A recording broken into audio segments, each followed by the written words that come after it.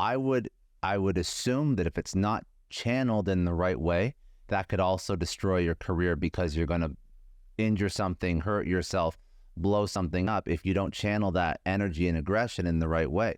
Like, you have this art of taking that passion and that aggression and putting it towards something useful. But I see a lot of athletes burn out and pull this and break that because they are so into it, but then they don't know when to stop, and they don't know when to take time off, and they don't know when to recover. So there's an art to this too. It's not just all in and never take your foot off the gas. No, you're absolutely right.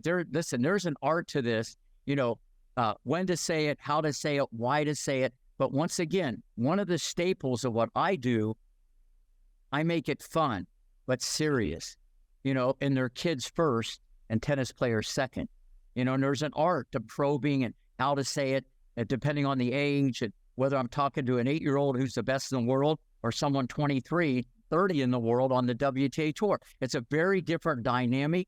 The art of coaching, you just don't read a book and you figure this stuff out, and the best compliment, or one of the best compliments I ever got in my life, was at the after party, after the red carpet with Venus and Serena. And they both said, Rick, we were literally brainwashed to become number one.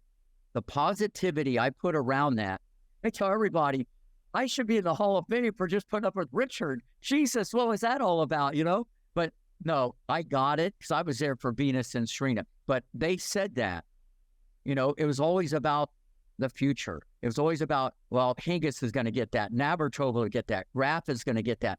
Capriati would get that. And I'm talking to 11-year-olds. Now, you got to have the thoroughbred to maybe win the Derby, but you got to have the thoroughbred that's mentally strong, and the belief that was put in to, then you got all these boxes checked: big, strong, fast, quick, pretty high level technique, great serves. So you get this package, and greatness is a package. But like Serena, she would get mad a lot, but then she got more determined. McEnroe was kind of like that.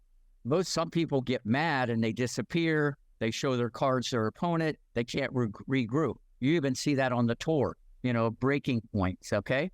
And I don't clone people. It's not like the same person. Everybody, I teach everybody a little different, and I know how far it can go, because I want someone with a backbone.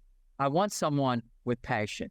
I want someone with anger. But like you said, you got to control it, because sometimes you just don't want to work harder. You got to work smarter. Amazing. And then I'm just very curious, managing the dynamic, because everybody has actually now seen the movie, seen the dynamic between Richard and yourself and the girls. As a coach,